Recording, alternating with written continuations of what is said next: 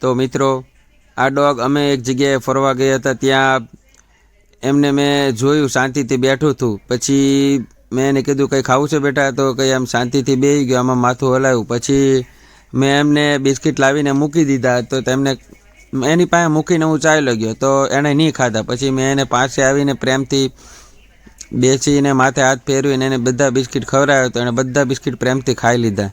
તો મિત્રો, હું આવી જ રીતે જીવનમાં આવા નાના નાના પુણ્યના કામ કરવા માગું છું. બસ મને ખાલી પૈસાની જરૂર નથી, મને તમારા બધાના સાથ સહકારની જરૂર છે. તો હું આવા વધારે સારા કામ કરતો રહું.